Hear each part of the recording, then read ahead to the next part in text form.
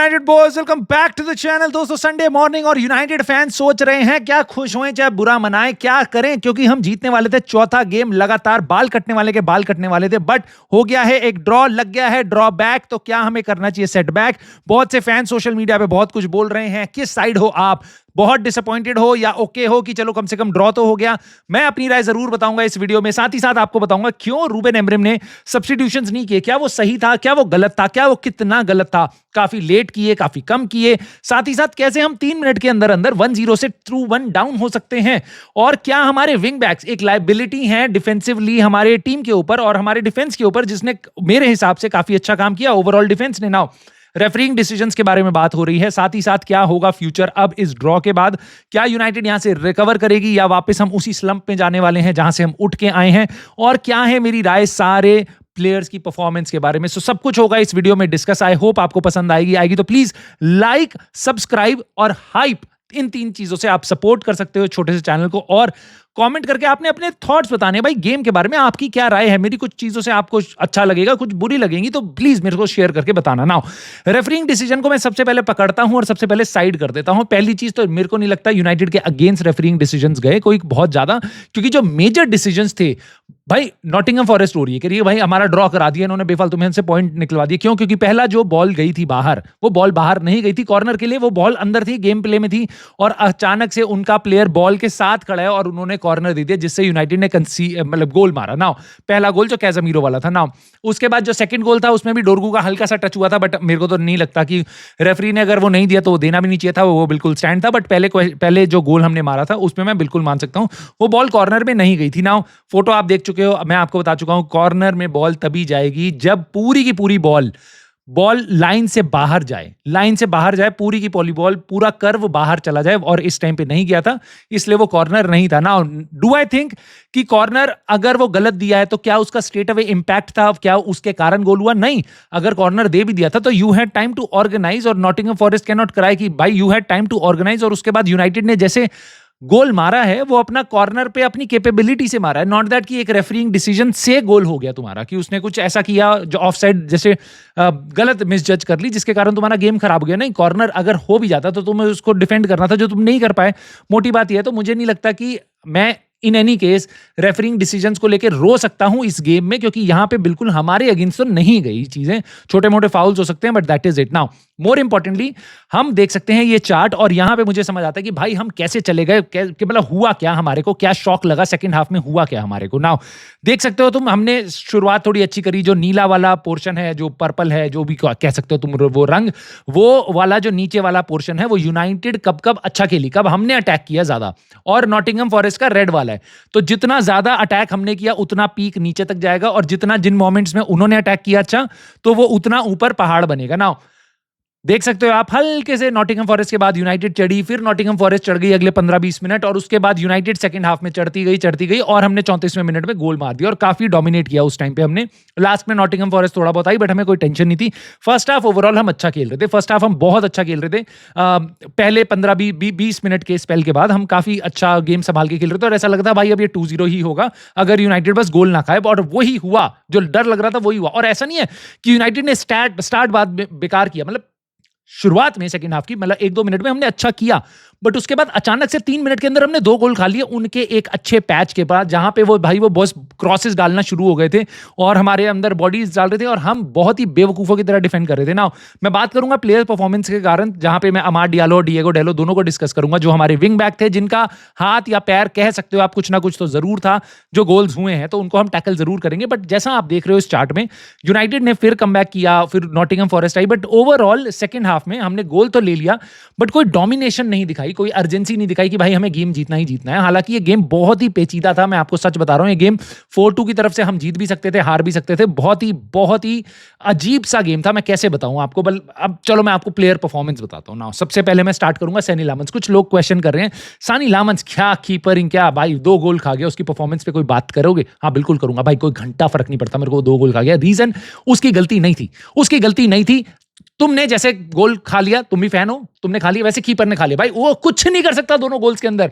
एक उसके पास से कॉर्नर में हेडर जा रहा है, वो क्या करेगा भाई? और दूसरा, उसके सामने प्लेयर आ गया बॉल लेके, डिएगो डेलो ने छोड़ दिया, उसमें वो क्या करेगा? कुछ नहीं कर सकता। दोनों बॉल्स में वो आ नहीं सकता, वो आगे जंप करके उन बॉल को रिसीव नहीं कर सकता क्योंकि उससे काफी दूर थी, 5 यार्ड दूर थी। तो मैं कहीं से भी उसकी गलती नहीं मान सकता और मुझे नहीं लगा सानी लामंस ने बस एक ही शॉट लिया। और मैं ये भी नहीं कहूंगा सानी लामंस ने बहुत अच्छा गेम खेला क्योंकि उसको करने के लिए कुछ ज्यादा था नहीं। नाउ एक शॉट उसके पास आया और उसने वो सेव किया, and that is it. Nottingham forest ने कोई दबा के हमारे ऊपर शॉट नहीं मारे जो खासकर गोल पे हो। 3 शॉट मारे टोटल गोल पे, 2 में से गोल हो गए जहां पे सानी लामंस कुछ नहीं कर सकता था, और एक शॉट जो था उनका वो सीधा उसके कीपर पे आया जिसने उसने कॉर्नर के लिए सेव कर लिया ball. So that is okay. मेरे हिसाब से मैं सानी लामंस को बिल्कुल नहीं देख सकता गंदी लाइट में इस गेम पे। नाउ मैं गंदी लाइट में अपने डिफेंस को भी नहीं देख सकता क्योंकि भाई लेनी ओरो मेरे हिसाब से पिछले कुछ गेम्स में उतना अच्छा नहीं था। आज के गेम में फिर भी सही था, सही जगहों पे टांग अड़ा रहा था, टैकल मार रहा था, सर अड़ा रहा था, ओवरऑल सही खेला। आई नो हमारे डिफेंडर्स को काफी ज्यादा पुश किया जा रहा था, जैसे कि शॉ, लेनी ओरो, इन दोनों के ऊपर काफी अच्छी प्रेसिंग करी जा रही थी। डीलिट को ही बस एक ऐसा था जिसपे प्योर प्रेस नहीं आ रहा था उनका, बट शॉ और लेनी ओरो दोनों पे आ रहा था। बट ओवरऑल पॉजिटिवली वो अटैकिंग सेंस में बहुत ज्यादा इंपैक्ट नहीं कर पाया, शॉ कर पाया था। बट लेनी ओरो की बात करूं, बट ओवरऑल उसका अच्छा खासा गेम था और उसका जो सब्स्टिट्यूट आया वो मेरे को कोई बहुत अच्छा लगा भी नहीं। खैर उस पर हम बात करेंगे लास्ट में सब्स्टिट्यूट्स की। नाउ डीलिट मेरे ख्याल से इनक्रेडिबली भाई, उसने जितनी बार भी उन्होंने अपने हाफ से बॉल क्लियर करी, लॉन्च करी, डीलिट ने आई थिंक ऑलमोस्ट सारे हेडर जीते भाई, सारे के सारे। उसके बाद वो बहुत ही इंस्ट्रूमेंटल था सारे, इतनी फिजिकल साइड के लिए के अगेंस्ट भी जाके इतने सारे हेडर जीतना। और भाई ल्यूक शॉ मेरे हिसाब से man of the match for Manchester United, क्योंकि इतना अमेजिंग इंटरसेप्शन है भाई लड़के का, मतलब इतना सही खेला वो डिफेंसिवली, वो भी चढ़ के। जितने उनके अटैक बन रहे थे वो भी अगर ल्यूक शॉ के आसपास से बॉल जा रही है भाई, वो हमेशा टांग अड़ाएगा। उसके अलावा अगर आपको ऑफेंसिवली कोई सपोर्ट चाहिए तो भाई Luke Shaw was there. First half में कितना गेम बना रहा था, पास डाला भाई, लीचा रीइन्वेंटेड ऐसा हो गया था ल्यूक शॉ। मतलब मुझे समझ नहीं आना जो बात बोल रहे हैं ना, ये वर्ल्ड कप ईयर आते ही ल्यूक शॉ बन जाता है, शॉबर्टो कार्लोस भाई बिल्कुल बन गया था आज के गेम में, बहुत ही प्यारा था भाई। और मैं तो कह रहा हूं लीचा आते ही इसको कर दो लेफ्ट विंग बैक, क्योंकि लेफ्ट विंग बैक पे कोई खेलने वाला प्लेयर नहीं। और अब उसके बारे में मैं बात कर लेता हूं। डिएगो डेलो भाई, ये है बंदा ऐसा जिसके बारे में मतलब यूनाइटेड फैन स्प्लिट है। स्प्लिट इसलिए नहीं है क्योंकि कोई उसको पसंद करता, बट स्प्लिट इसलिए कि भाई कोई कहता है ये बहुत बुरा है, कोई कहता है बुरा है, ठीक है। लेकिन मैं ये कहता हूं कि भाई ये इसलिए है यहां पे टीम में खेल रहा है क्योंकि इस कोई अच्छा लेफ्ट बैक हमारे पास नहीं है। नाउ पीपल कैन से कि डोरगू को खिलाओ, डोरगू खेलता है तो क्या करता है, पिछले गेम में सब्स्टिट्यूट में आया था, कर क्या लिया था उसने, और आज के गेम में भी उसने क्या इंपैक्ट कर दिया। यस, एक क्रॉस उसने अच्छा मारा, but overall you can not say कि Dorgu definitely deserves to start. Long throw के चक्कर में मुझे लगता है डिएगो डेलो को प्रेफर किया जाता है। रूबेन एमरिम, एरिक टेन हाग सब करते हैं। इट्स नॉट अबाउट कि वो मैं पोर्चुगीज हूं, ये पोर्चुगीज है, नहीं। एरिक टेन हाग भी उसको बहुत ज्यादा फेवर करता था। बट मैं शुरुआत से बोलता हूं डिएगो डेलो क्यों लेफ्ट विंग बैक पे खेलता है जब वो लेफ्ट फुटेड प्लेयर ही नहीं है। पिछला पूरा सीजन में वहां पे खेला है, चाहे वो एरिक टेन हाग के अंडर हो, चाहे रूबेन एमरिम के अंडर हो, क्योंकि हम पे लेफ्ट विंग बैक नहीं था। नाउ जब हमने लेफ्ट विंग बैक लाके दिया तो हमने लाके दिया डोरगू जैसा, जो फाइनली थर्ड में इंपैक्ट नहीं ला पाता। एथलेटिसिज्म डोरगू का बहुत अच्छा है, बट अटैकिंग सेंस में ही is not at all close to what we want. Now सबसे बड़ी बात यह है, डिएगो डेलो पिछले काफी गेम्स में भी ऐसा ही खेल रहा है, पूरे सीजन ऐसा ही खेल रहा है। कोई गेम ऐसा नहीं है कि वाओ इस गेम में बहुत अच्छा खेला, नहीं। बट एक चीज जो उसने करी है आज के गेम में वो हमें बहुत दर्द दे रही है, वो था उनका दूसरा गोल। अगर वो गोल नहीं हुआ होता तो आज हम 3 पॉइंट्स के साथ बैठे होते, तो अभी 4 गेम हो चुके थे हमारे पूरे। बट जो डिएगो डेलो का भाई, ये देख लो तुम वीडियो छोटी सी, अगर क्या बोलूं मतलब जो रिएक्शन टाइम देख रहे हो तुम, मतलब बॉल ऊपर आई है, ऊपर सर पे लगी है, बॉल जब तक नीचे नहीं आ गई है, उनका प्लेयर जो इसके पीछे खड़ा है वो एक्टिव है और वो स्टार्ट हो गया बॉल की तरफ भागना। डिएगो डेलो देख रहा है भाई बॉल टप्पा खाएगी, उसके ओके चलो अब मैं भागता हूं, ठीक है भाई। बंदे को तो ऐसा होना चाहिए, डिफेंडर को बॉल नीचे आ रही है सीधा अटैक करके उस पर किक मार के बाहर करे, ठीक है। ये देख क्या रहा है, टप्पा खाते हुए देख क्या रहा है बॉल को, मुझे समझ नहीं आता इतना स्लो रिएक्शन। और इसके कारण उनका प्लेयर आ गया है और सानी लामंस के आगे आके वो गोल मार के चला गया। That is the second goal. Now बात करेंगे हम फर्स्ट गोल की, क्योंकि अमाद डियालो पे बहुत क्वेश्चंस बन रहे थे। भाई अमाद डियालो उस गोल पे कुछ नहीं कर सकता। मैंने लाइव अपने वॉच अलोंग में भी बोला था कि जिसको गाली देनी है दे लो अमाद डियालो को, उस पोजीशन पे अमाद डियालो कुछ नहीं कर सकता। और जब अमाद डियालो की तरफ से एक गोल पड़ा है, उसको क्वेश्चन किया जा रहा है, तब मैं तुम्हारे सामने आके वापस डबल डाउन करके बात बोल रहा हूं। अमाद डियालो बहुत अच्छा प्लेयर है as a defensive, as a wing back. He gives you so much more going forward and he is very good going defensive। भाई वो कभी अपना मार्कर मिस नहीं करता, भाई वो कभी अपने आउट ऑफ पोजीशन नहीं होता, हमेशा पीछे खड़ा होता है जब जब उसके पास बॉल चाहिए। Yes, physicality he can only do so much, but यहां पे तुम्हें भी देखना पड़ेगा कि क्यों उसके पास एक बंदा है जिसको वो मार्क कर रहा है।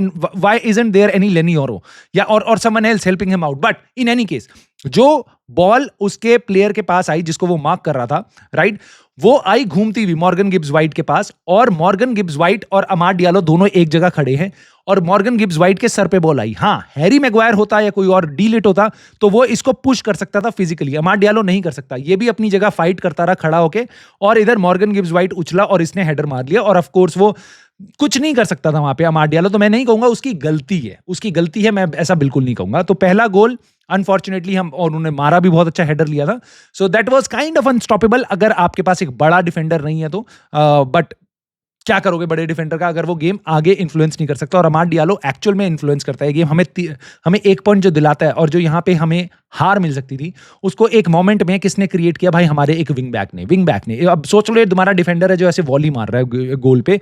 सो this is incredible and I would want to keep Amad Diallo. However there are so many questions about the left wing back situation now. Dorgu के साथ भी मैं बहुत खुश नहीं हूं, डेलो के साथ भी मैं बहुत खुश नहीं हूं, तो मैं क्या करूं, मैं आगे बढ़ जाता हूं, मिडफील्ड में आ जाता हूं। ब्रूनो कैजेमीरो अच्छा खेला। कैजेमीरो क्यों अच्छा खेला? क्योंकि डिक्टेट कर रहा था गेम वो। इंटरसेप्शंस भी उसके अच्छे थे, बट ओवरऑल पासिंग की जो एक्सपेक्टेशन है मेरी कैजेमीरो से, वो अच्छी थी। ब्रूनो के साथ इट वाज हमेशा की तरह हॉट एंड कोल्ड वाली चीज।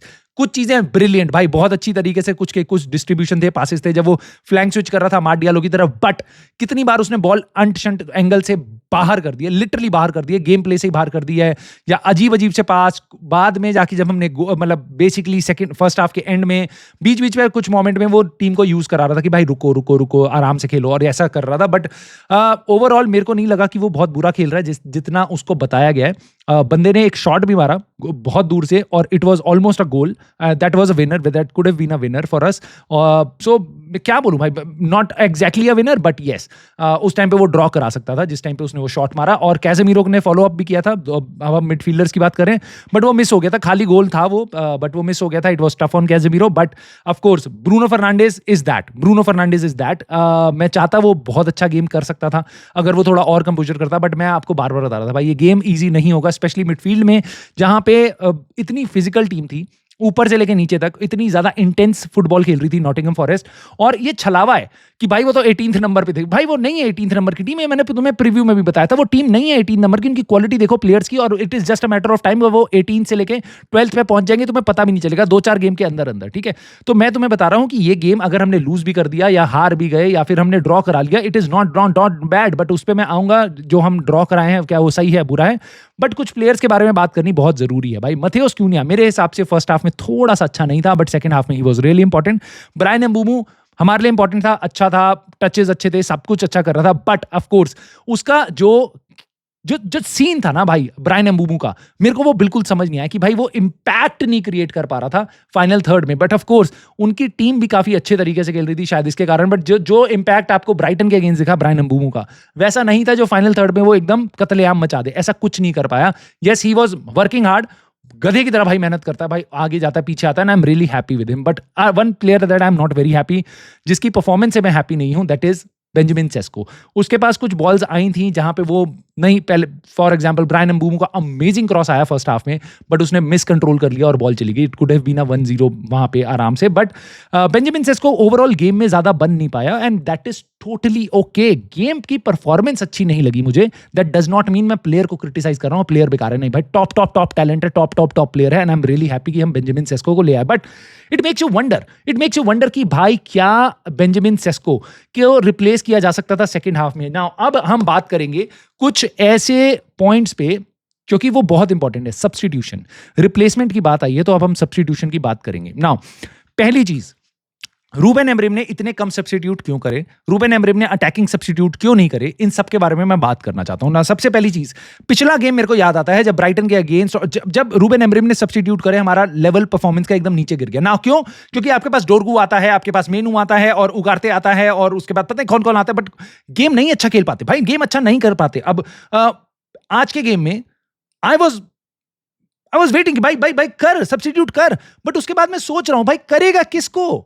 मेसन माउंट के अलावा I don't see anyone who can actually influence the attack. Do not tell me कि आप सोच रहे थे ना भाई ज़र्क्ज़ी आ जाएगा तो गेम बढ़िया हो जाएगा। बिल्कुल नहीं भाई, ज़र्क्ज़ी जितने टाइम भी आया है, he has not been very good for us. So that does not give me that confidence कि ज़र्क्ज़ी के आने के बाद हमारा गेम बेटर हो जाएगा। बेंजामिन सेस्को को हटा के ज़र्क्ज़ी को ले आओ।